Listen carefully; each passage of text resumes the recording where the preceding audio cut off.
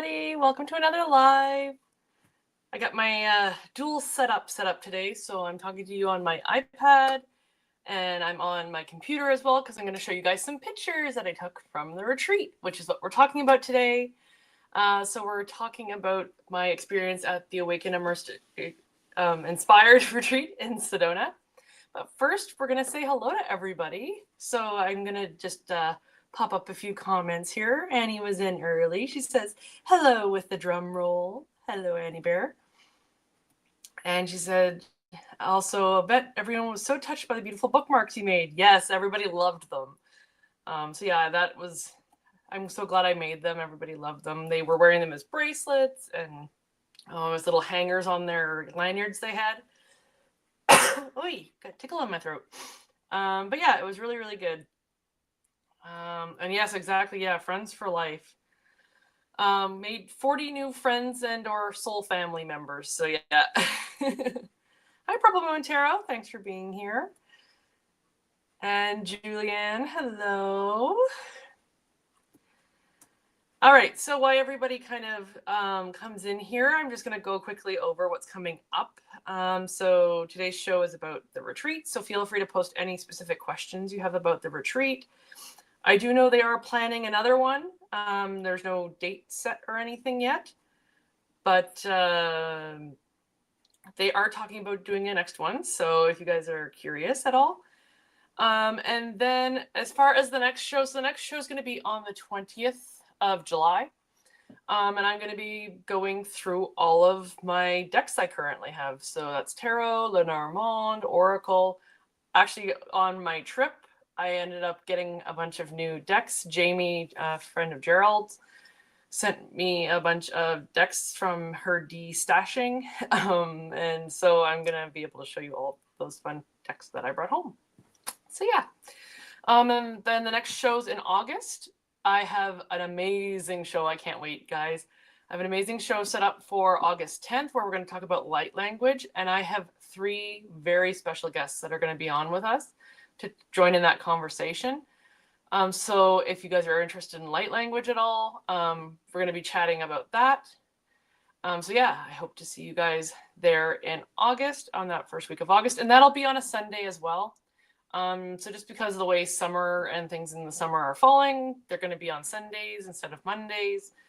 So yeah, the next 2 shows after this one are also going to be on Sunday at 2 p.m. So just make note of that in your calendars or subscribe and you won't miss anyway.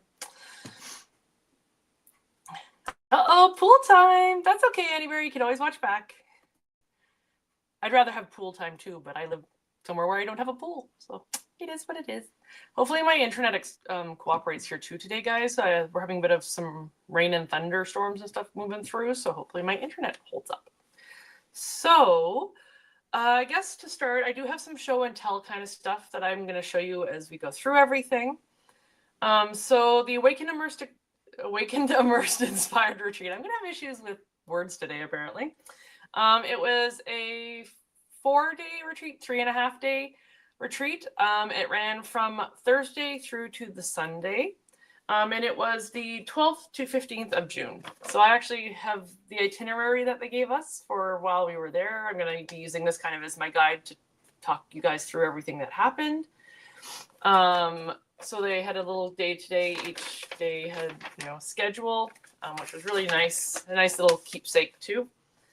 So I'm going to be using that to talk to you guys about everything that happened. So it was organized and run by Kevin, Jeffrey, and Debbie. So those of you here that are on the tarot tube or the woo tube, you might already know them. It was great to meet all of them in person.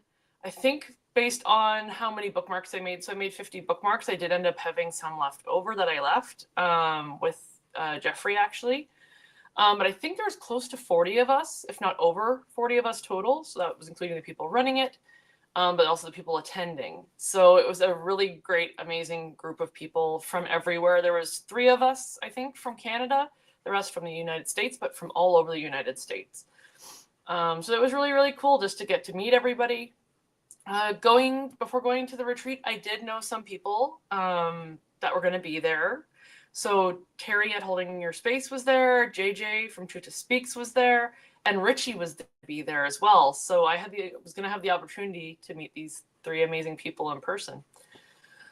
So I woke up really, really early on the Thursday morning. I had to be up at 4:30 in the morning to catch a flight for 7, so I had to end up taking 2 flights. So from where I am in Ottawa, I had to take one to Toronto and then took a flight from Toronto to Phoenix in Arizona. I got really, really lucky. Had no issues getting through customs, either coming or going, actually. And then I also got really lucky on the flights. So the 4-hour flight to and from Phoenix, I ended up with my own row, which was amazing. I was like, whoever is in charge of the memos for, giving me my own personal space, thank you, because I got my own row for both flights, which was really, really nice, especially coming back. So I got to Phoenix at about noon Phoenix time. So there was a 3-hour time change for me. So from Eastern time to Phoenix time, there's a difference of 3 hours. So I landed at noon their time, and the retreat was to start at 6 o'clock that night. No, I had really hoped to get there a day before, and didn't end up happening the way flights worked out. That was okay. So got in. I actually had a friend of a friend who ended up picking me up at the airport. She had come up to Ottawa, I think, spring of last year. It might have even been the year before that, but she had come up, so I had a chance to meet her. So she picked me up at the airport. And she was actually who I ended up getting Jamie to ship all of the tarot cards to that she had. Because I was going to fly them home. And so we basically went to a Target parking lot and did the drug deal in the parking lot kind of thing, where she opened up her trunk. I gave her stuff that I had brought to her from Canada that she loves. We have maple cookies. I don't know if some of the northern states have them too, but they're, almost like an Oreo cookie, but they have like a maple filling in them, and she absolutely loves them. So I brought her a couple of boxes of those. And so we did the exchange. She gave me the box of tarot cards and stuff from Jamie, and I gave her the cookies, and everything worked out well. Carol, Carol was a lady. When I first decided to go to the retreat, I ended up actually applying for a scholarship. So there was very limited scholarships for this retreat. It was actually a contest competition. You basically put your name in for a draw, sent them an email, kind of explained about who you were, what you did, and then they were going to choose. People for these scholarships. I ended up with one of the scholarships. I'm incredibly thankful for that opportunity. I feel very blessed to have gotten the opportunity. So to make things a bit more affordable for me with the exchange rate and everything, I had put a post out saying anybody willing to share a hotel room, just because hotel can kind of be one of the more expensive parts of traveling. And so Carol had stepped forward saying, yeah, I'm happy to share a room. It actually ended up being that she was also one of the scholarships. So that kind of was funny how that worked out. So anyway, she lives in Phoenix. And so she's like, well, I'll just meet up with you and your friend, and then we'll drive up to Sedona. So from Phoenix to Sedona is 2 hours, give or take 2 hours. So we got in the car, get on the highway, and we made one stop. We made one pit stop first. So I'm going to share my screen here so you guys can see it. But it's a place called Montezuma's Castle. So it's a prehistoric, but I guess, might be prehistoric. But anyway, it's a basically mud-made building that the indigenous people had made up into this cliffside. So these are just a couple of pictures of it.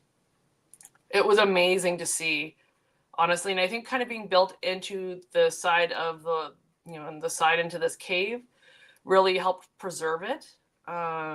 So we got out, stretched our legs a little bit. This is about an hour into the drive up. But yeah, so this is, I don't know how well you'll be able to see it. I can maybe zoom in here a little bit. There we go. So this was just showing how they built it into the side of the cliff face. So they built basically floors and then built the wall out in front of it.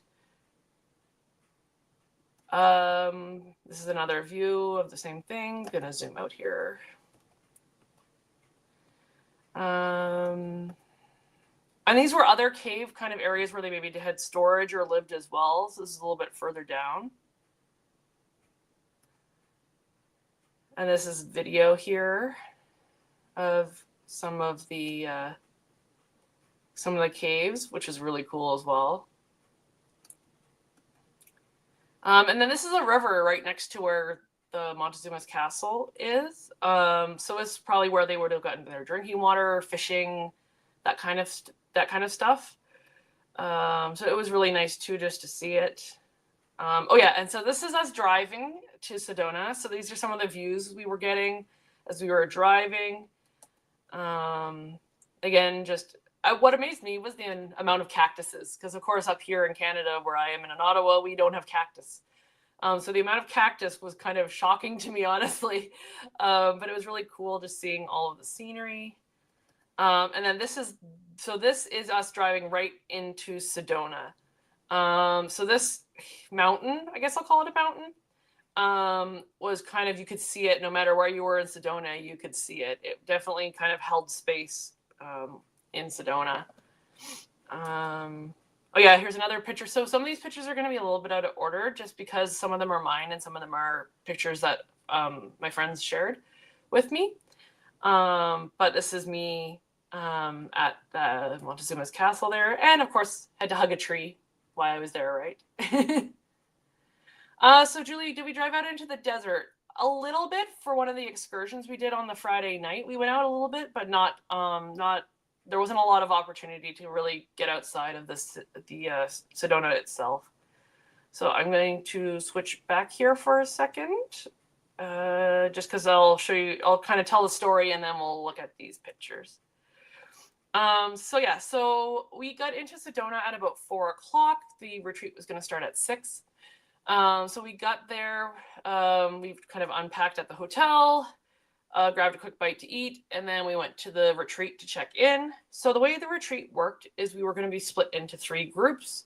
You know, if you want to think about them like, you know, Harry Potter houses.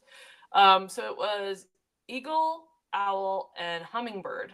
And so when we checked in, we got sorted into our groups. So I was sorted into Hummingbird, and there was 13 of us in our group. And I want to say probably about the same in the other groups. So yeah. And if you guys are wondering, that's the kind of Irish spelling of my name. I just thought it would be easier as far as typos go with the spelling of my name. So that's why that's there. And so we get sorted into our groups. The way that this center is, so the center has one kind of main building, but then there's also little kind of side buildings as well. But the way it works is that you walk into the kind of main foyer, you have to take off your shoes. You can't wear your shoes past that main doorway just to help keep things clean. The floor's clean and such. And so I walk into the big main central living room, what they call the living room area. And of course I walk in and I recognize Terry right away. She has her back to me, but I recognize her based on how she looks and what she's wearing, because I'd seen her wear the dress she was wearing. I'd seen her wear it before on her channel. So I walk up behind her and basically do like a poke on her shoulder. And she turns around and she's like, "Oh my gosh, Kaylee." And we have a big hug. And then JJ's sitting on a chair at the table that they're kind of standing by. And she stands up and I want to say it was probably like a 2 or 3 minute hug. It was so awesome to finally meet her. It was amazing. And then of course Richie came over as well, and I got to meet Richie, gave him a huge hug. Lots of hugging happened on that weekend. But it was really amazing to meet 3 people I thought I was never going to have an opportunity to meet. Hi, the more intuitive me. Nice to see you. So yeah, as we got there, other people started coming in, filtering in. And then I think around 7 o'clock or so, 7:30, we started the retreat. We officially started the retreat. Thanks, Annie Bear. He says, so happy for you. Thank you. And so we kind of went in one by one, in a line, kind of quiet. And Jeffrey, Debbie, and Kevin were sitting up at the front of this room. They had chairs kind of set up in a horseshoe. And so we sit down and they kind of say like, "Hey, welcome everybody." And so we did a meditation. I can't remember exactly what order, but we did a meditation. Now, at this point, I'd been awake probably close to 14, 15 hours based on the time change. So I, was closing my eyes, doing the meditation, but at the same time, I'm feeling the ground like rippling and shifting under me. And I'm like, okay, is this, it's Sedona. So am I actually feeling the energies, or am I just sleep deprived? Or I don't know, maybe it's a combination of both. But it was just a really interesting experience to kind of feel all of that energy. And I mean, we have 40 people, high vibe people in a room too, right? So we did the meditation. They also had us, we had rocks, like, river rocks. So mine was about that big. And they had us write an intention for the weekend on it. So they had sent an email out before we went, said, hey, set an intention. And so I had a really big think about it, wrote some stuff out, said, okay, what do I want my focus to be? Because I like to pre-plan. And so I came up with trust, or self-trust. So self-trust in myself, self-trust in my abilities, that this is the path I'm meant to be on, because, as intuitives, we have those doubts. And so I'm like, okay, I'm going to use the word trust. And everybody, from what I, from talking to them throughout the weekend, everybody who, whatever word they wrote down on their rock, stuff happened over that weekend that basically transpired that confirmed that word for them, or help them attain what that word was that they were wanting for that weekend. So there's some funny stories too about that. So be very choosy with your word if you go to the next one. That's all I can say. But no, it was really good. So we put our words on our rocks. We had paint markers. And then we went out and did a fire ceremony. So Koala is a medicine man, amazing personality. He has such a good sense of humor, so down to earth, so laid back. But he did a fire ceremony for us to kind of, open up the weekend. So we did kind of a greeting, but then we also did a bit of a releasing. And so that's where this photo comes in. So this is a photo of a koala. We're all kind of standing around this fire circle. So there's the fire. So these pictures are from Carol, who is what is my friend and who I shared the hotel room with. I thought this one looked like a bit like a fish. You can kind of see the tail and the body there. This was another one, picture of the fire. We also took some dry juniper, and threw it into the fire as a form of like releasing anything we didn't want to bring with us for the weekend. So that was kind of cool, because we had seen juniper, the plant, when we were at that Montezuma's castle. So it was kind of cool that it connected the dots for us with that. So this is another beautiful picture of the fire ceremony. And as you can see, the sky is completely clear. And it was like that the entire trip. We had amazing, amazing weather the entire time. So this is him just talking with us. And then here. So this is the view from the hotel. So this was the next morning. So after the fire ceremony, the day was over. At this point, I had been awake 20 hours. But we went back to the hotel, went to sleep. So this is the next morning. So this was the view from our hotel. The hotel was about 2-minute walk, 5-minute, or you got 5-minute walk through a 2-minute drive from the retreat center. So it was amazing. It was clean. It was quiet. I would definitely go and stay there again easily. And what was really nice too is breakfast was included. It was just a continental breakfast, so like yogurt and bagels and stuff. But what was really nice is you can kind of maybe just see it. Actually, can't because my face is in the way. But they had tables outside of each of the hotel rooms. So in the morning, we'd go get our breakfast and bring it back to our room, and then eat outside and enjoy the amazing scenery. And it was cool enough in the mornings that you weren't too hot. This is me just taking pictures of. There's a bird. Me and my birds. I'll show you these pictures too. These were just from the retreat. So this is the kind of living room area. So these are just little sculptures they had. I love bees. So this was a bee sculpture they had, a beautiful gong as well. They had a beautiful carving of Buddha. So you can see they have a little bit of a shop here. So they had some, different instruments that you could buy, jewelry, stuff like that. And this is some other sculptures that they also had. So you can kind of see here this doorway. That was the main foyer. So you couldn't wear your shoes basically past that point. But these were some other sculptures and such that they had out. At the center, these are some Egyptian ones that they had. I just loved the look of them, so I took a picture of those. Some of them for my mom because she likes the Egyptian stuff. Oh, and then this is a koala. So this is the next morning. This is the Friday morning. So you can see I have my name tags. So I spoke with him that morning, gave him a bookmark. So that was fun. And then this is the central room. So this is the main room. So in the morning, we would meet every morning in the central room. And this was kind of the crystal grid they had set up in the center of that main cathedral room. So it was really, really pretty. Those are all rose quartz crystals in the middle there. I think there's some other pictures later on that show it a bit more close up. Of course, you had to do the, selfie at the hotel. Oh, and then so this was in the parking lot at the retreat center. And so me being me and noticing weird things, I saw that there was this cactus, but there was also a tree. And so I thought, oh, this is a metaphor for growth through adversity. So there's this tree growing up in the middle of a cactus. What more of a beautiful metaphor can you have than that of growth through adversity?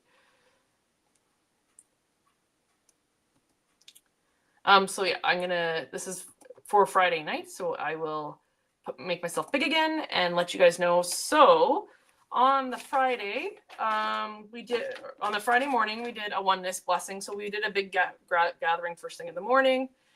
So we did a big Diksha, so a oneness blessing. And then we went off to our first seminars. So there was 3 seminars, each one run by either Jeffrey, Debbie, or Kevin. So our hummingbird group was paired with Jeffrey, and so we did inner child first. So it was about inner child, being present, and then Kevin's was about ancestral work. So we started off with Jeffrey, did the our stuff on inner child. It was a really good class for me, actually. We talked about the sacredness of emotions, which are always something I struggle with. So that was really, really good. I kind of had some heart opening and mind opening stuff. One of the things we did too in that class was he paired us off and had us kind of feel into each other with that kind of childlike curiosity. So kind of almost branching into that mediumship bit in the sense of kind of getting out of your head and just more into your intuition. And so we paired off. I'm like, okay, I'm comfortable going first with the lady that I'm paired off with.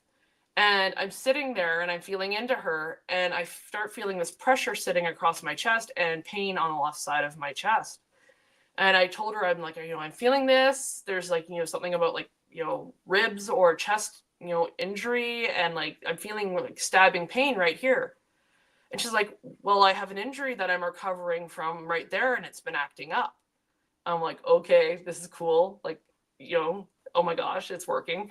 Because it's kind of an area I don't tend to explore. Like, I know I'm a physical empath just from working with other things, but to actually, focus and have choice as to whether I felt it or not, I thought was interesting. I also got some things about her traveling and things with boats, or something about a boat. And she says, well, I did just get back from a cruise, but I'm also going to Cape Cod on a trip next month.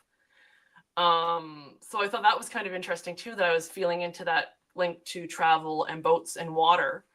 So that was kind of cool for that seminar.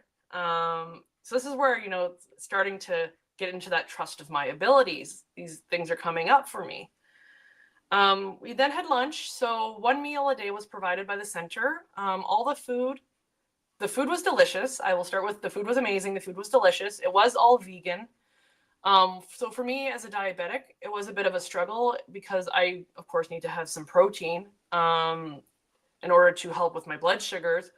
So I ended up bringing actually peanut butter from the hotel in order to have protein with my meal. I was expecting, maybe tofu or beans or something like that, but it was just purely vegetable. But as I said, saying that, the food was flavorful. It was amazing. And so like I would definitely say, if you're interested in going to the retreat and going to the next one, don't let that stop you. You just have to kind of make some adjustments if you have health issues like myself. And then we went into our next workshops, which so we went to Debbie, which was for presence.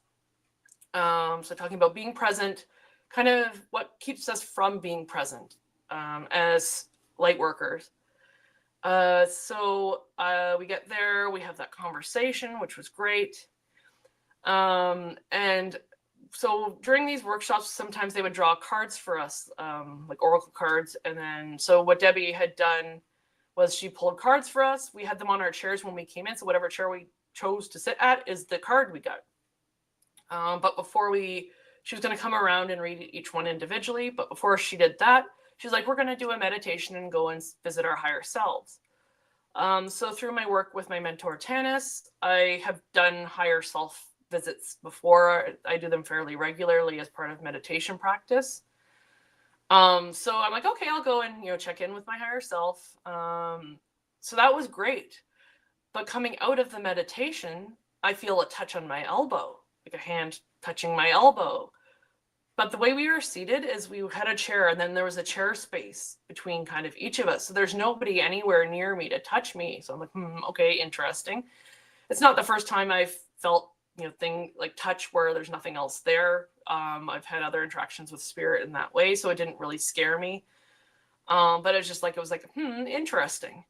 And so the lady next to me at this point, Debbie's starting to make her way around the room, reading people's cards and kind of tapping into them and giving them a one-on-one reading.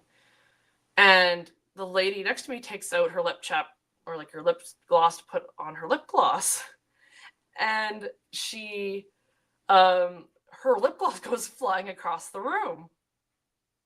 So we're just like, we're the only ones that I think that saw it. And we're just like, what the hell? And so I get up, I go grab the lip gloss from her. I'm like, okay, somebody's trying to get somebody's attention. Yeah, spirit guides and higher self get handsy. Yeah, they do. So I'm like, okay, somebody's trying to get somebody's attention. Why Debbie's reading these people's cards for them, making their way towards me, I'm going to feel into this and see what I can get, because, I'm in Sedona, the energy and the, vibes are high. Let's just do this. I kind of went with the intention of being myself, being open to everything, because shutting myself off was just not going to, help anything. And so I'm like, okay, I close my eyes, I feel into it. I'm like, okay, it feels male, it feels young. And then I'm like, okay, like, do you have a name you want to give me? And I get like a DA, so like Danny, Daniel, David, something like that. And I'm like, okay, interesting. So at this point, Debbie has basically made her way to me. She reads my card that I got. So these were owl oracle cards. And so the one I got, I think, was the silent observer. So kind of just the one that, kind of always being that observer, which I am as a person. And so she did the reading, and then I said, Debbie, do you have a second? She's like, yeah.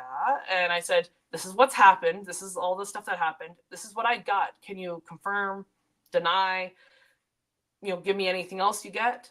And so she confirmed that it was male, that it was young, that he had died like young in sometime in the 1920s. And that I said, okay, great, awesome. That's nice to have the confirmation.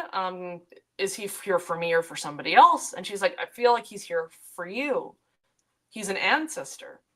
And because we were seeing Kevin the next day to do the ancestral work, she's like, he may hang around till tomorrow. And so I'm like, okay, cool. And she's like, he's come because, much like you, he was the black sheep. So kind of, the misunderstood outlier, kind of that kind of, type of person that wasn't just maybe a little bit, out of the norm from what society is used to. And I'm like, okay, that's cool too. You know, great. So I wrote down, we each got journals. When we first arrived, we got a goodie bag. And so we got journals. So I wrote down kind of what she had said in the journal before I forgot about it. And so that was that seminar. So again, something in each thing, kind of each day had little hints again of that trust, that self-trust in my abilities, the stuff coming in. Yeah, see, I was gonna say, so living in radiance is my mom. So I'm gonna just pop this up here. She said, "You've been a silent observer since you were born." Yeah, exactly. Yeah, I tend to notice things that most other people don't. So anyway, so that was that seminar, which was, again, amazing. One, learned lots, but also had this experience. And then we had some free time. So most people went and had dinner. Because Carol and I were both scholarships, we got to include it in this VIP experience that they had. And the VIP experience, we were in a smaller room, but Jeffrey, Debbie, and Kevin each individually gave us a reading, basically. They also pulled us cards. So the cards I had on my chair, I can't remember what the first one was, but the second one was throat. Well, as you guys know from watching the channel, if you know me, my throat chakra is an area I'm still kind of working on. And it was really funny because over the span of the weekend, I think there was 3 separate times where throat and issues with my throat came up. And I'm like, okay, guys, I get it, noted. Like, you don't have to rub it in. So I just thought that was funny that like the chair I decided to go and sit on was those cards. And, you know, you talk about synchronicities and such happening. So that was kind of funny. So after the VIP experience, we then went for a quick dinner because we had to come back for our first big excursion, which was the ET excursion. So the ET excursion was out in the desert. So we drove out a little bit of ways out of Sedona so that there wasn't any light pollution, to a place called Lover's Knoll. And so we all carpooled from the retreat center, which was nice. So let's say you had to go there and you didn't have a car, you shuttled to Sedona, you would have been able to get a drive from somebody. There was enough people with cars, and you know, at this point we were friends, so you could hop in a car with somebody else. So that's what we ended up doing. We carpooled out, and at this point the sun is setting. So that's where these photos are from here, that I'll show you. I'll pop up again. So these are from this is when the sun's setting. So this is out at the Lover's Knoll. There's some amazing trees out there. Sun setting. This is the big kind of view from Lover's Knoll. So it was absolutely beautiful. There's actually houses down here. So there's people that live down in this valley down here. But it was amazing. So we had some opportunity to take pictures. So this is a video again. I'm hoping it's going to show through okay. But so yeah, this is just video, kind of me panning around the area, showing the full 360. And then of course I had to take pictures. So you get the cheesy pictures of me, of course. Oh yeah, so this is a panorama. I won't worry about showing that to you guys, but so this is one of the really cool trees, and you can kind of see how these are twisted a bit. And from what they were explaining to us, is they're kind of growing twisted like this because they're near an energy vortex, and so they're twisting with the energy, which I thought was kind of cool. So you can kind of see here where it's twisted a bit. Me by the tree. Oh, and so this ties into the ET excursion. So this is a little alien head. I think I've shown you guys it before, but this is a little alien head that I had gotten. And so I brought it for good luck on our ET excursion. And so I was taking pictures with it, and Kevin ended up walking by being like, oh, that's really cool. You know, what is it? And I showed him the alien head. And so we started talking about aliens or extraterrestrials, and you know, some of the experiences I've had with extraterrestrials and working with my mentors and stuff like that, where we tend to do a lot of kind of stuff with around extraterrestrials and stuff. And so we had a really good conversation about it. And then so as it got dark, we all circled up. He's like, okay, let's set an intention for the night. Yeah, that was when we got back. So I'm going to pop this back on here again. So when we all circled up, he's like, okay, let's set an intention. He's like, does anybody want to say anything? And hi, Moira. Does anybody want to say anything? And he kind of makes eye contact with me. And it's kind of one of those things of, at your Thanksgiving dinner, and it's who wants to say grace? And of course, like, nobody's like, I don't want to say anything. But of course, I have this thought process of, he's asking me to hold space and set this intention for our group. We've just had this talk about ETs and extraterrestrials. I'm in Sedona. We're out on this ET excursion. Like, when am I ever going to have this chance again? So I ended up being like, okay, I'm going to say something. So I called in, our galactic brothers and sisters, called in the Galactic Federation, and just said, hey guys, we're here. It'd be nice if you could, drop in, give us a sign, come say hi. It was more or less the gist, Cole's Notes version of what I said. So everybody then went their separate ways. The stars have started coming out and stuff, so they start kind of looking around, seeing if they can spot anything as far as abnormalities. And so at that point, a lady by the name of Karen comes over and says, oh, I'm so glad you mentioned the Galactic Federation. And I'm like, yeah, I have friends and mentors that work with the Federation. And so, I felt like I had to mention it. And so her and I kind of kept chatting as the evening went on. So while we're standing there and I'm talking to her, I can't honestly tell you 100% what exactly we talked about. But I get this kind of message coming through of take your shoes off ground. So it's not abnormal for me for when I'm like, if I'm in grass or something like that, to take my shoes off and want to have my bare feet on the earth. And so I'm like, okay, I'll take my sandals off. This is pretty flat ground. Like, it wasn't overly rocky or anything. So I'm like, okay, I'm not going to risk, getting an injury or anything like that. So I took my shoes off and grounded into the earth. Then a couple minutes later, again, we're kind of just looking around. I get this full body chill. So when I channel, I tend to have certain tells. And so like chills are one. And one of the other ones is nausea, which came next. But when I got the chills, it was kind of, and of course it's 100, Fahrenheit degree weather. I'm like, why am I getting chills? It's not cold. So it was like head to toe, full body chill of like energy just ran through me. And I'm like, okay, they're wanting me to channel. I had this kind of gut feeling of, okay, somebody's kind of going like, hello, hi. And so I turned to Karen and I said, I just want to let you know, this is what I'm feeling. If I start speaking something other than English, just, this is what it is. Don't be freaked out. And she's like, oh, okay. Yeah, no worries. And then, of course, that's when the nausea hits. And I'm like, okay, guys, you're wanting to come through. I mean, I did ask you to kind of come by, say hi.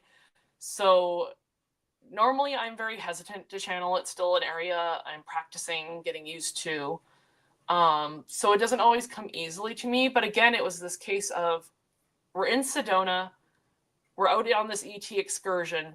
When is there ever going to be this opportunity again? I'm around people that are used to people channeling, used to people using light language. So there's going to be no judgment there. And they're all holding that space. And so I ended up channeling. So I ended up channeling the Arcturians first. And then when after that message came through, I then called in the Pleiadians saying, hey, would you be willing to come in? Just so they can see the difference in the voice, in the dialect, because each race has a different way, a different cadence, the way they talk, a different tone, at least for when I channel them. So the Pleiadians came through. I channeled a message from them as well. At which point I'm like, okay, I need to take a breather for a second because my heart is racing because I'm, high vibe. At this point, Karen's like, oh my God, you're freezing cold. Like, my hands are cold. I'm shaking a little bit. Just because of, again, that high energy that's kind of going through, at the same time the messages are. And I told her, I said, there's again like the urgency of taking my shoes off. I said, I need either Kevin or Jeffrey to come over here. They're kind of wanting to speak with them. And so it just so happened Jeffrey walked by at that moment. Karen calls him over. I said, basically, Jeffrey, this is what's going on. I have enough of my, own conscience to be able to explain to him what's been happening. And so I explained to him, they want to talk to you. And he's like, oh, who wants to, like who? And I said, the Arcturians. They're wanting to greet you. They're wanting to say hello. And he says to me, he's like, I've been told I'm Arcturian. I didn't know this before I had called him over. So I thought that was really cool for him. I channeled a message for him. So that I felt very, very, it felt very, very special to be able to do that for him. At this point, it's dark. Everybody's being eaten alive by mosquitoes. So everybody's like, okay, yeah, let's pack up, go home. And so we did. I was kind of supported back to the car by a couple of people because I'm kind of still a little bit out of it. The nausea is still really bad at this point. And so we get back to the retreat center, and I went where that fire circle was and went and laid down for probably 5-10 minutes, just trying to ground and get my stomach back. What is Moira? I think I would ask them for a different channeling instead of chills and nausea. Yeah, like sneezing or giggles, right? Yeah, I think some of the nausea, at least. The chills I don't mind. The nausea, I think partially is me still fighting a little bit. It's that unwillingness to kind of relinquish a little bit of that control bit. Because at least for me right now, the way when I'm channeling, it tends to be what they call mediated channeling. So I have my own consciousness, and then I'm kind of like a middleman. So I'm getting messages, I'm getting feelings, I'm getting pictures, and then I translate it out and speak it. There may come a time where I'm able to do trance channeling. It's one of those things where it's a skill you have to practice. So I'm thinking with more and more practice and more with just allowing it to happen when it comes through, there'll be less and less of that nausea bit that will come in as well. I think a lot of it too is just our human bodies aren't used to that such a high frequency. So for example, like afterwards, being cold and the shaking, your body's almost in shock. Just because you're used to vibrating here, but they're vibrating up here. So you're trying to, you're raising yourself to meet them, which are, of course, our 3D bodies aren't used to. So I go back, lay down. This is actually what this picture's from. So I don't know how well you'll be able to see it on the screen there. It is fairly dark, but you can see, so this is a teepee that they have set up at the center. This is one of the outbuildings. So it's one of the shrines, but you can kind of see the starlight here a little bit. I think I have another picture here. Yeah. So this is how clear the night sky was. Again, I don't know how well it's going to show up on your screens, but there's the Big Dipper right here. And that was right above our heads. Actually, if I zoom in, maybe you'll see it a bit better. Yeah, so right here, you can see the Big Dipper. So that was kind of cool.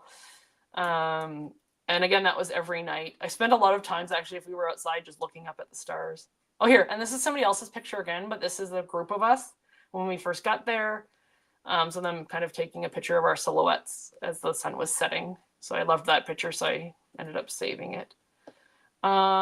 So that was Friday. So that was really cool. Saturday, we then met again in the morning.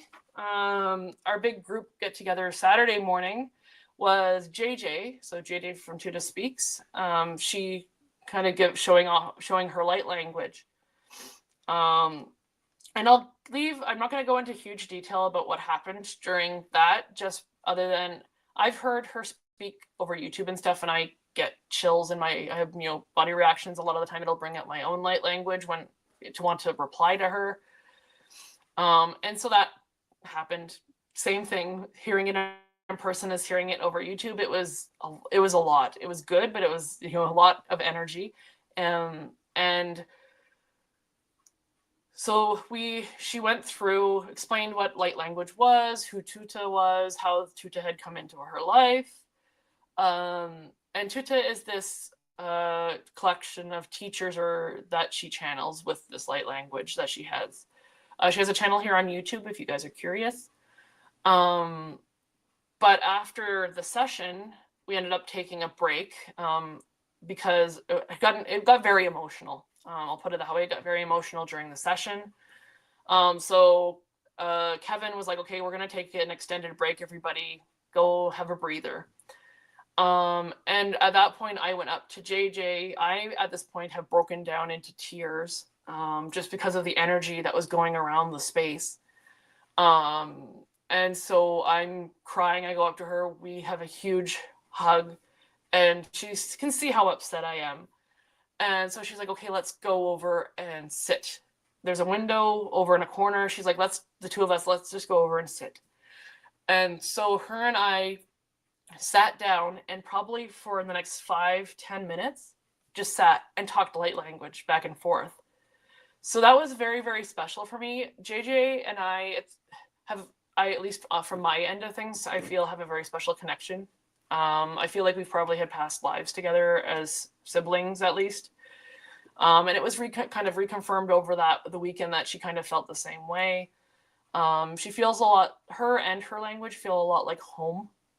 Like a home for me. There's a comfort there when I see her or hear, her speaking her light language. There's a kind of calmness that comes over me where I'm like, okay, I'm safe. I'm held. I'm safe. Everything's okay and right in the world. And so to have that one-on-one time with her where it was just the two of us, it was very, very grounding and healing for me, and I hope healing for her as well. So that was really cool. So we had our break, and then we went to our last sessions. And so our last session was with Kevin about ancestry or our ancestors. So we went in, we basically made family trees. So he had a little handout we filled in. And then we paired off, and he had us talk about our ancestors with the person we were paired off with. So we each gave each other our sheets, and we'd point at a name, and they'd be, basically be like, talk about this person. So I talked about my great grandmother. So did the lady I was paired with, and they had very similar upbringings, very similar backgrounds, which I thought was really, really interesting. So after we talked about our ancestors a bit for a while, we talked about things that we had brought forward from them. So like recipes or little memories, things like that, just talking about them holding space for our ancestors. In the same room, actually, they had also set up an altar, an ancestral altar. So everybody had been asked to bring a little something from their ancestors. So I ended up bringing spoons. So a spoon from my mom's side and a spoon from my dad's side of the family. So those were the two little things I brought. Some people brought pictures, things like that. So we had that set up for the entire weekend. But after we had finished our conversations, Kevin's like, okay, we're going to lay down, do a bit of a meditation, and then I'm going to do some healing for you guys, which, I always appreciate healing. And so we lay down, we go through the meditation, and then Kevin comes around and does some healing. So of course, my throat and my heart, but then he moves down to my feet. Now, after Friday night, I started having really bad hip issues in my left hip. And so he then started working on my legs and my feet. And when he got to my feet, I don't know if they were cold or the energy just wasn't flowing in them very well, but he went and grabbed another blanket and wrapped my feet in them and put his hands on them to do healing. But then I heard him move off to the next person beside me, but the feeling of those hands didn't go away. I could still feel the heaviness, the weight of hands on my feet. And so I felt into that. And it felt like, my ancestors, my guides, but then I also had the message come through of, we've got you.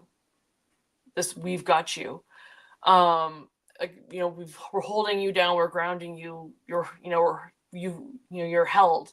And so of course I had been crying that morning, but I cry again.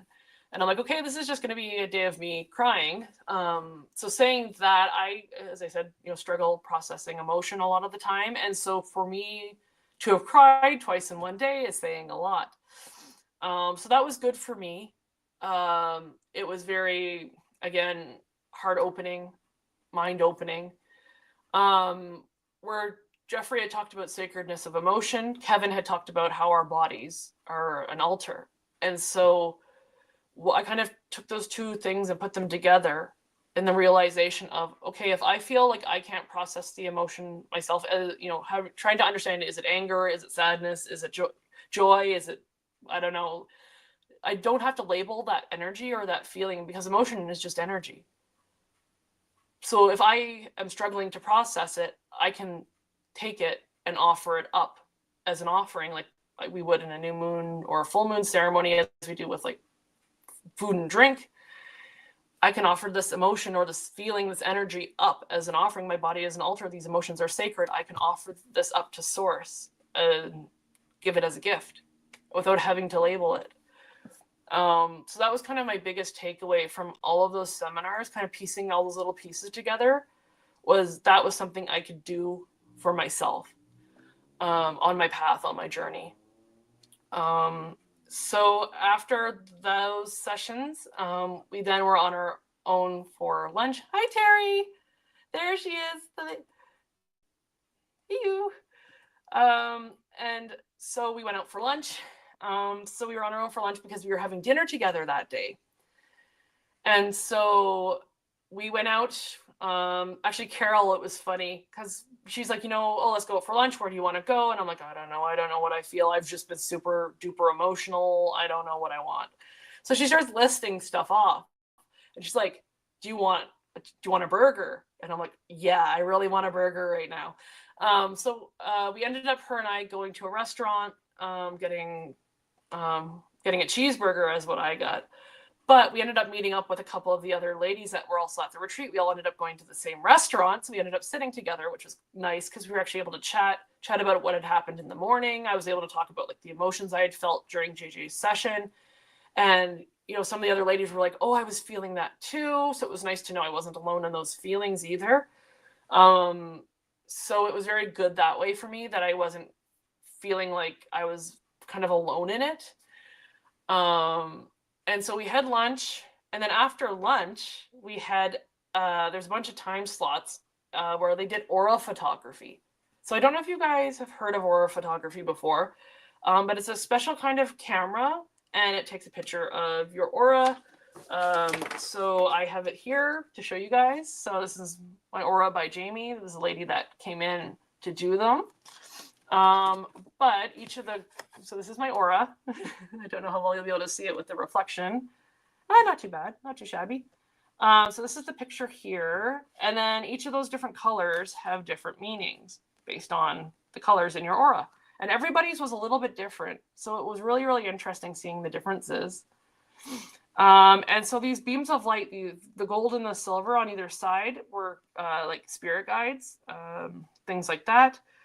But these words around the outside were basically what kind of came through for the lady that does the aura photography. So there was master healer and master teacher. So the lady was saying that not everybody has both, but apparently I have both. Both the master healer kind of attributes and the master teacher, master healer, but also that I like to be my own boss. So I thought that was kind of funny. She's like, you do better when you don't have to kind of answer to other people, or like you aren't limited. You aren't limited in your boxes. And I told her, I'm like, well, I just started my own business in January.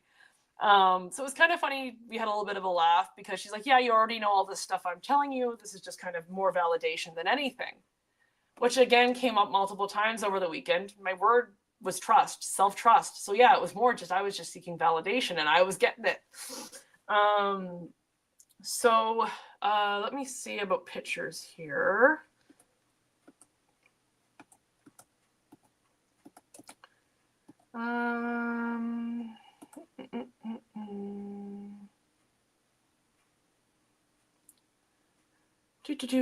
Just looking at pictures here. Oh, here, I can show you guys this as part of talking about the Saturday. There we go. So this was in the gift shop.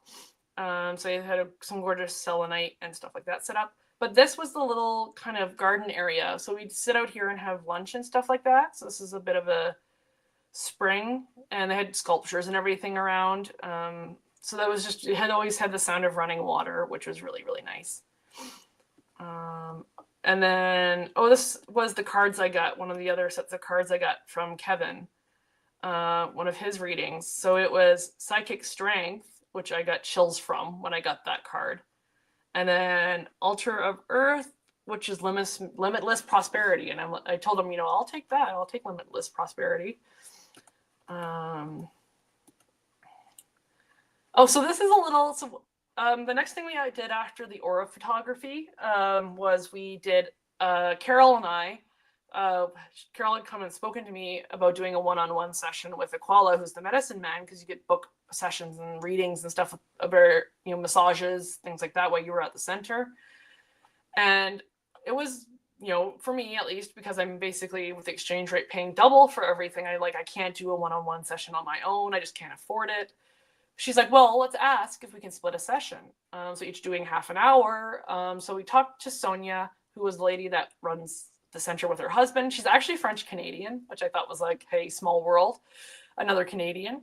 But she's like, okay, let me talk to Aquala. I'll see what he says. And so he ended up being like, yep, I'll see them both. They can split the hour, but I don't want them both coming in together. We'll do half an hour for the one and then half an hour for the other.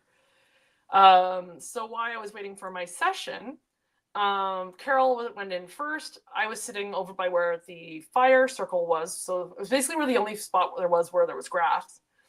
But when I sit, especially if I'm out in nature, I'll start being like, I want basically making artwork with like sticks and stones and leaves and all of that. Of course, I didn't notice till I got home. My mom is the one that actually spotted this, but she's like, it looks like a face. So I don't know if you guys can see it too, but you have like eyes and a nose and a mouth and then all of that. So I was just doing this while I was waiting for my session. Aquala actually, he came over and was like, what are you doing? I said, oh, I'm making art. And so anyway, so that was, he's actually got very excited about it. He's like, oh, the little people are gonna love it, because in their beliefs, they believe in fairies and stuff. And so he's like, oh, they're gonna love it so much. So that was kind of a nice little interaction. And it actually stayed in one piece for most of the retreat. It stayed out there for most of the retreat in one piece, so that was cool. So this is basically one of the pictures from the reading that we did. So he did what they called a feather reading. So there were 7 feathers. I think it was 7. Yeah, let's see. 1, 2, 3, 4, 5. 7. And so this is a medicine wheel. And so you would take each of the feathers in turn and hold them up above the table by the feather end, so by like this end, and then drop it. And the way that it dropped and fell on the table, he would intuit meaning of it. So he picked up on my connection to the cosmos, to the galactic stuff. He picked up on my throat.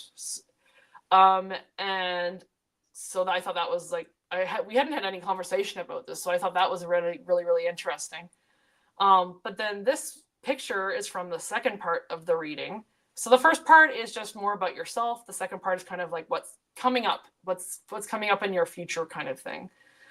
So this feather here that's partially off the table actually fell off the table, which was interesting. I'm like, okay, what does that mean? And he was saying with these ones here, so there's 4 feathers together that fell on top of another feather. And so he set out to take a picture because there has something to do with 4. So like 4 weeks, 4 months, 4 years, because, as we know with tarot reading, time is not necessarily solid. But that them landing across this other feather and the fact that this feather is speckled mean it has to do with a bunch of people. So he just said, take a picture, something will come up about this. So anyway, so we'll see. Nothing's come up yet, but we'll see.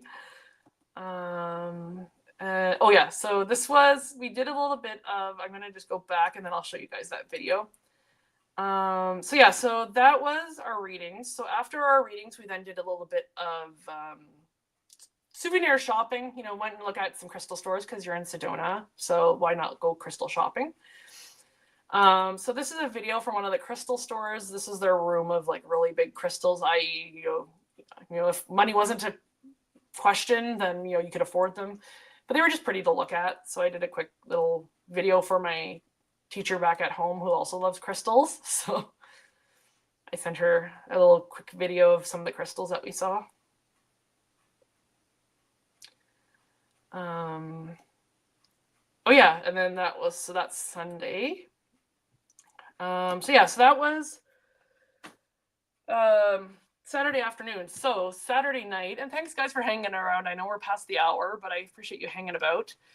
We only have basically one more day to go over. And if you guys have any questions that you don't think I've covered yet, feel free to post in the chat, and I'm happy to answer them. Did I buy any crystals? Yes, I did. I actually have one of them here with me that I'll show you that I bought and thought summarized the weekend. Actually, I can show it to you now since we're on the topic. So this is one of the crystals I bought. It caught my eye. It's a jasper egg. So it has a whole bunch of different types of jasper in it. Really pretty. But I had walked past it and then kept coming back to it. I'm like, okay, I just need to buy it. It's caught my eye for some reason, not knowing what it really was at the time. But apparently it's called conglomerate jasper, so it's the stone of cooperation. Now, what I thought was really, really interesting is that the little kind of info card that they put with it, it basically summarized everything that had happened that weekend. So it says, teaches community to come together in awareness and love, which was happening, supports group meditations or gatherings, which is what I was at. I was at a retreat, releases negative patterns from the emotional body, assists in clearing anger and confusion within relationships, strengthens emotional bonds and relationship ties on physical and etheric levels, and grounds during difficult times. So I thought, what's a perfect crystal to summarize my weekend in Sedona? And yeah, it has gorgeous little colors of red and white. And yeah, it's just very, very pretty. Yeah, I have a thing for little egg shapes. So I have some selenite eggs upstairs too. But anyway, so actually on the Saturday night, we had a group dinner, and I actually brought it to the group dinner and I had it laying on the table to absorb everybody's energy that was at the retreat. But yeah, so that was one of the crystals I bought. So Saturday we came back for a group dinner. So it was going to be a dinner and then mediumship. So we had dinner. It was appetizer, main, dessert. We were sorted. Basically, sat by our tables by our groups. So there's 3 long tables we all sat at. JJ actually ended up in my group, so I got to sit next to her for dinner, which was nice. So we had some chats. We took a picture and sent it to Gerald because he's kind of he's a friend that we share. So we sent a picture to him, and so we're eating dinner. Everything's going fine. Halfway through dessert, I get this huge wave of nausea that hits me. So I'm like, okay, this can't be the food. This has come on too quickly. The food isn't anything I hadn't eaten before. I'm like, okay, fine. It is what it is. But then I start getting, how your leg tingles when it's falling asleep. I get the feeling, but it's from around the back of my neck, back of my head, around and basically along my jawline, along my face, is all tingly numb. And I'm like, okay. I'm tired. I hadn't slept well the night before. I'm like, maybe it's just that there's 40 plus people in a room all together. We're all high vibe. Maybe it's just the energy. I'm going to go take a breather. So I go out and sit in the main living room area on the couch that they had there. They had a couch set up. And so I'm sitting there. And as I'm sitting there, I start gagging. So for me, one of the ways I sometimes energy will process is, instead of coughing or burping and stuff, I'll kind of have that gag response. Again, it probably all has to do with my throat chakra. But I'm like, guys, it would be really nice if I could just enjoy my dinner and not have it come straight back up after I've eaten it. This goes on for a little bit. JJ comes out and actually checks on me, and she's like, well, why don't you feel into it, see what it's about? And I'm like, I'm getting nothing. I'm really not getting anything other than they're saying you just need to be able to, you need to feel this. And I'm like, okay. she's like, well, why don't you go sit outside? The fresh air might be nice. At this point, it's nighttime. It's cooled off. I'm like, okay, I'll go sit outside. I sit outside for a bit. The nausea at least passes. The tingling and stuff is still there. But at this point, I'm like, okay, I'm going to go back into the room. I'm feeling okay enough that I'm like, I'm going to go back in the room because I don't want to miss everything that's going on. And so I go back into the room, which at this point, Terry is doing her meditation. So I was sad I kind of missed part of her meditation, but I do tune in on the weekday mornings. So I was like, okay, you know, I've heard some of her meditations before. You know, it sucks that I've missed this one, but, you know, I can kind of pick up where she's at as far as her meditation. So she finishes her meditation, and then Jeffrey, Debbie, and Kevin go up to the front because they're going to be doing mediumship readings for whoever comes in, for whoever's there. So the tingling and stuff is still there. The nausea is still sitting there in the background. And so Jeffrey stands up and is like, okay, I'm going to start. So there was a gentleman there. So he's like, you know, so-and-so, I'm going to start with you. Your face has been in my mind's eye for the last half hour. They won't leave me alone. I'm going to start with you. So he does the reading, and it ends up being the gentleman's father. And the gentleman he's doing the reading for is sitting directly behind me. Now, his wife is in the same group as myself and is sitting next to me, but he's behind me. So Jeffrey does the reading, and after the reading's done, he moves on to the next person. The tingling starts going away. The nausea has vanished entirely. I'm like, that's really interesting. And my brain starts connecting the dots. Now, through working with my mentor and teachers, I do know mediumship is a possibility for me. It's not an area I've explored. It does make me a bit nervous to kind of open that door.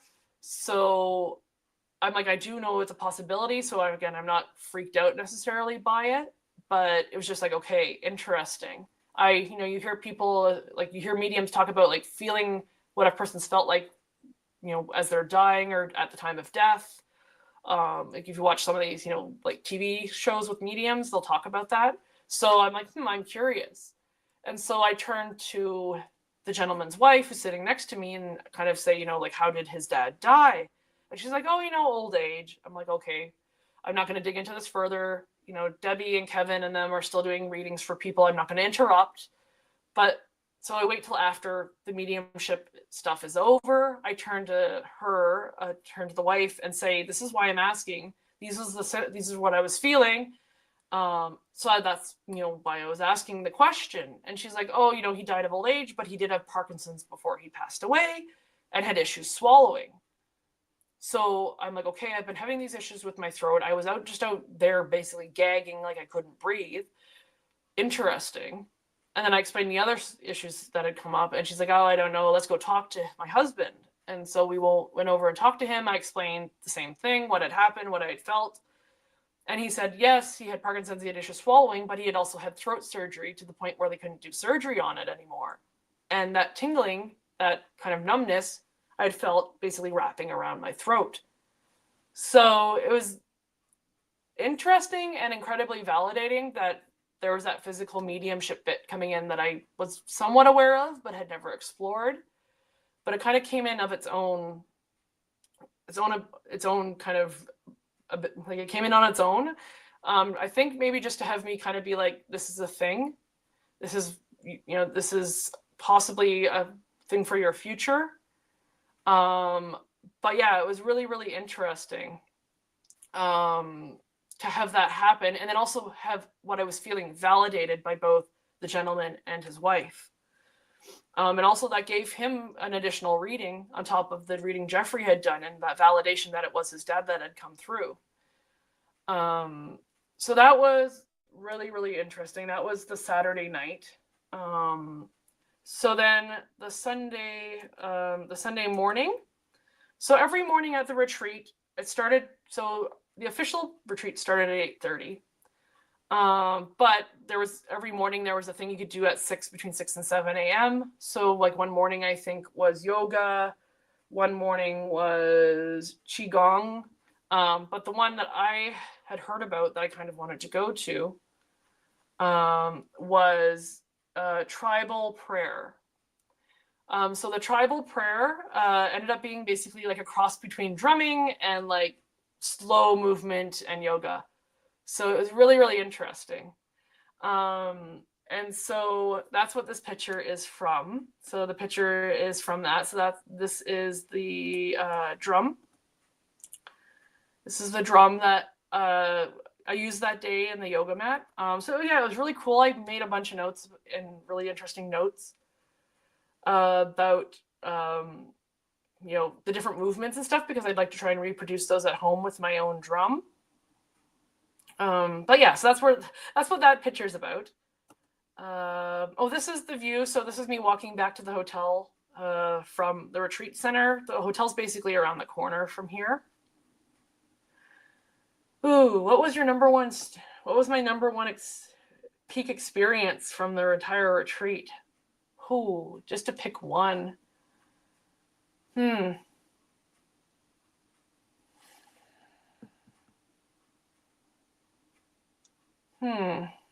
making me think, Moira. Because yeah, like, I mean, honestly, I wish I could say the entire retreat. Just because it was the people, it was the relationships we forged, it was the connections. You talk about, synchronicities, the number of synchronicities that happened over that entire weekend. For me, though, I want to say it was JJ's session, just because of what happened during the session. As I said, it's her story to tell, not mine.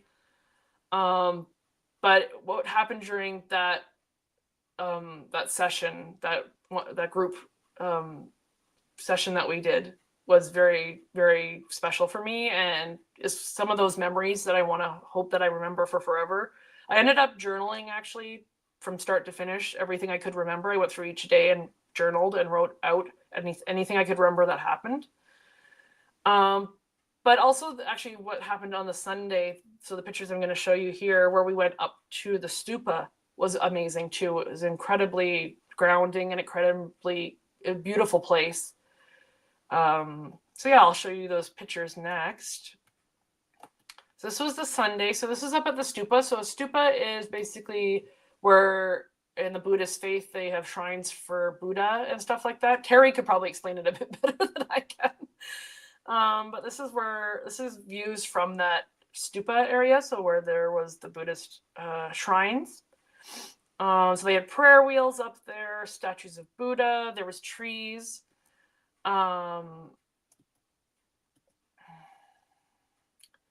This is a really great photo. This is up at the stupa, but so there's Richie here, JJ here, myself, and another one of our friends. And this is actually a little nature sculpture we made. So I'd made a nature sculpture the day before, and then I saw them making this one. So I was like, hey, can I join and help? So we made this little kind of nature sculpture with stuff we just found laying around and just kind of left it there. So who knows, it could still be there. So yeah, this is just pictures of the little kind of thing we made with the stones and a branch and stuff. Oh, and this was up at the stupa as well, but it was a little lizard we came across. I thought he was very cute. Actually, I had a couple people be like, what is with you and animals? And I'm like, I don't know, it's me. I can't explain it. And it's funny, just like animals seem to be attracted to me for whatever reason. I guess it's the energy thing, right? But yeah, cute little lizard that we saw while we were there. And then this is me sitting under one of the trees. So before we went up there, they were saying, if you find a tree that calls to you that you want to sit under, feel free. So this tree here spoke to me. I walked around. There's a central kind of shrine that you walk around 3 times clockwise. And as I was walking around it, this tree kept calling to me. I kept seeing it, and it kept being like, come sit here, come sit here.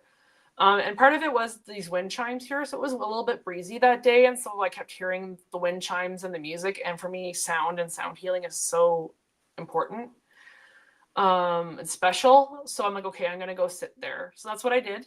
So that's me sitting under the tree, listening to the chimes with my eyes closed.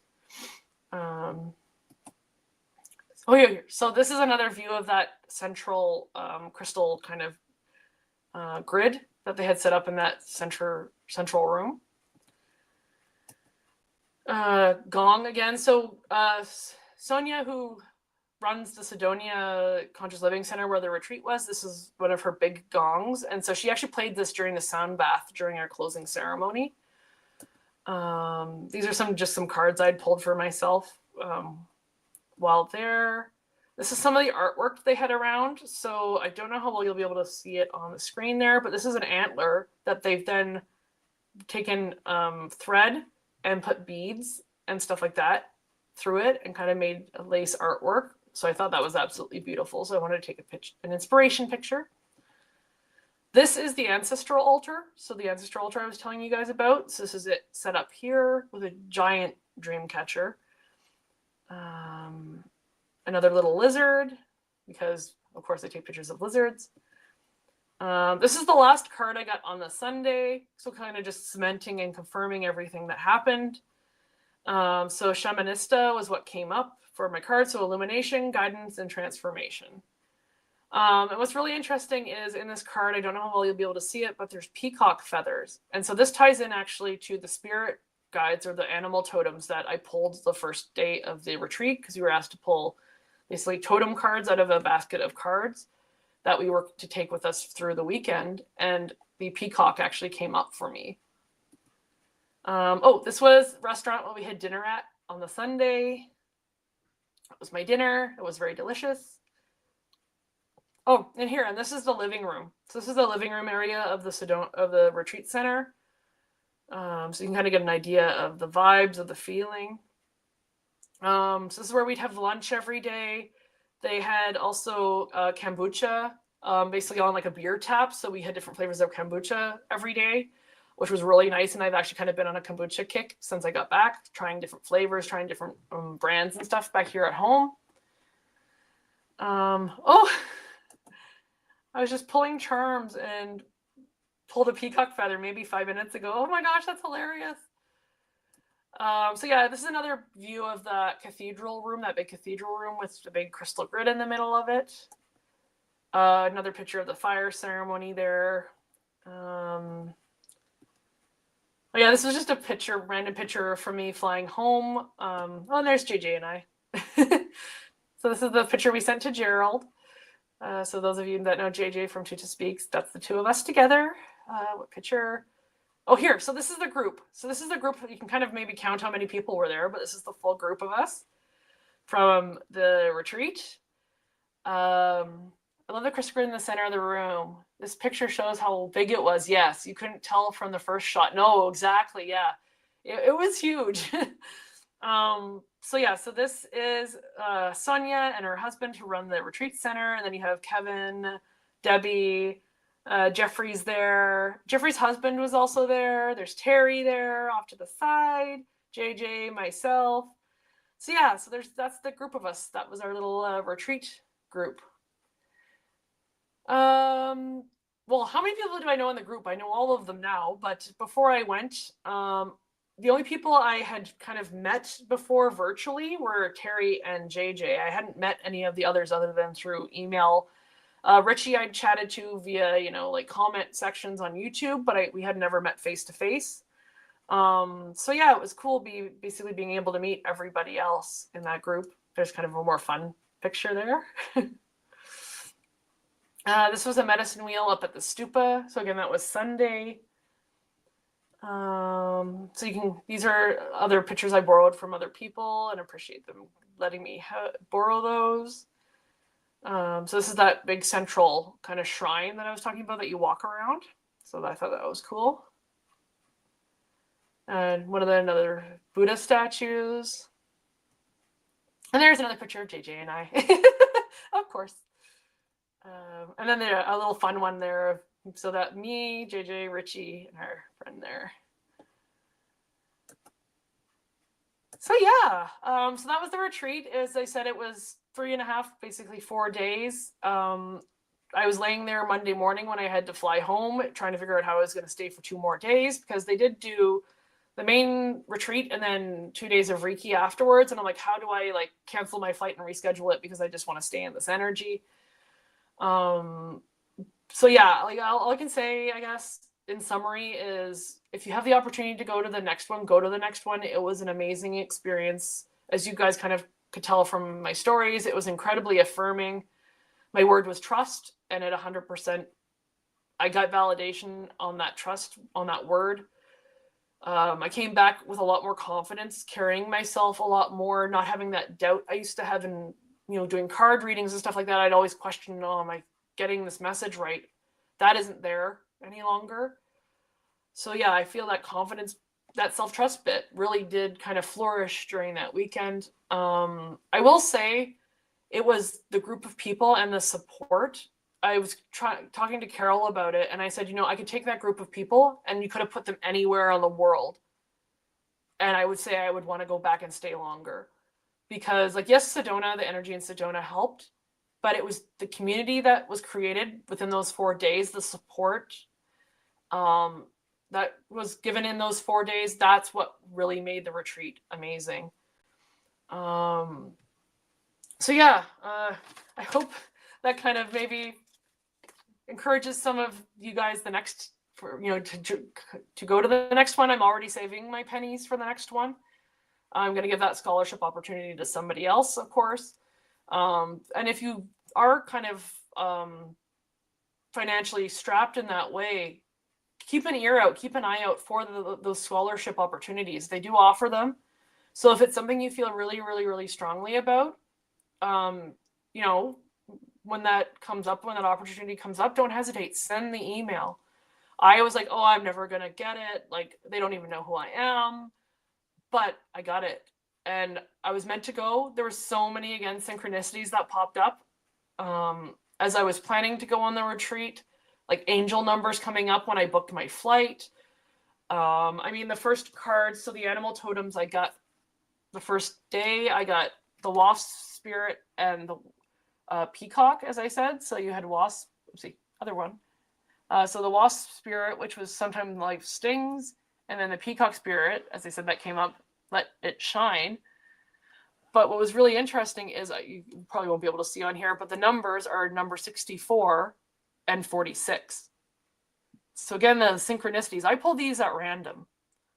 So the fact that I got those, again, those synchronicities in the numbers, was kind of like, mind blown. And then this is the kind of certificate. We got little graduation certificate, which is kind of fun. I've made myself a little binder with kind of memory binder for everything from the retreat. But yeah, before I hop off, does anybody have any more questions about the retreat that maybe I didn't answer? If you think of any later or want to email me or message in the comments. Yes, also the 10 Wheel of Fortune. Interesting. Yeah. Oh, yes. Moira. Yeah, good question. Did you have to decompress or just after you got home? I still am. It was 3 weeks ago this weekend that it happened. It feels like it's been longer, honestly. Like the week I got back, it felt it had been a month ago. But yeah, no, I'm still kind of processing some of the stuff that happened. By talking to you guys, by talking to friends, it really has helped me process it and kind of go through things. But yeah, the biggest thing for me was just readjusting to the energy. I was really smart and booked a session with my mentor the day I got back. So she was able to help me kind of reintegrate a bit. But yeah, the feeling of heaviness has really been something I've been working with. That kind of just, the world just feels kind of like, ugh. And especially after being within that group, not having to worry about any of the worries of back home, just kind of being in the moment, in that presence, being in the present during that retreat. It's very liberating, I guess. Like for your soul, it's very freeing, where you just have yourself you need to focus on and nothing else. So that was kind of a memory I need to kind of keep in the back of my mind too, is, okay, when you're feeling that heaviness, turn in and focus on yourself, because that'll bring your vibration up. But yeah, just sharing experiences, I think, has been the best way for me to process. It tends to be the way I process. Actually, I was talking to somebody yesterday on another show about human design. So I'm a projector. I'm a self-projected projector. If you look at human design, and one of the things I have to do in order to understand or process something is to speak it and then have it come back, in order for me to feel into it. And so by me talking to you guys about it, by sharing my experiences, I'm doing that for myself. So yeah, so it's been really, really interesting. She said, I tried clicking the link in the description box, but it didn't work for you. Which link? And is it like the link for the YouTube video? They may have, I don't know if they were maybe updating the website. I'll double check the link and update I'll update a link for the retreat. I do know there was some changes that they were doing with different websites and stuff, so I'll double check the link and make sure I have an updated link for you guys if the link's not working. Oh, the Jeffrey Peck link. Okay, yeah. So yeah, I'll double check the website and make sure you guys have the correct link. I do know there was some changes where he was updating his website. So yeah, I'll make sure. And as soon as they mention a new retreat and when it's going to happen and where, I will be sure to let you guys know on here as well. Because I'm definitely going to be going. I'm trying to figure out if I can drag some people along with me the next time, because I feel like they'll have a great time too. But yeah, so with that, if you guys don't have any other retreat specific questions, I hope you guys can. I thank you guys so much for hanging out with me for almost an hour and a half, listening to me talk your ears off. I appreciate it. So the next show is in 2 weeks on the 20th of July. We're going to be basically going through my entire Tarot Oracle Lenormand deck collection, so you guys can see all of the decks I currently have. We're going to be inventorying them. So I'm going to be basically making a written inventory of all the decks I have, so you guys can help me with that. We're going to flip through the decks so you guys can take a quick look at them. You know, it'll be a purchase responsibly episode. And then the next one after that is going to be on light language, which is August 10th. I have 3 amazing guests coming and hanging out with me that day to talk about light language, and maybe even actually showing you guys, letting you experience light language. So if you guys want to come and hang out for that, that'll be like the show like today. So the next 2 shows are going to be Sundays at 2 p.m. instead of the usual Monday. Come the fall, it'll go back to the usual Monday schedule. But yeah, hope you guys have a great rest of your Sunday. Thank you so much for hanging out with me. And yeah, maybe see you guys at the next retreat. Talk to you later, guys. Bye.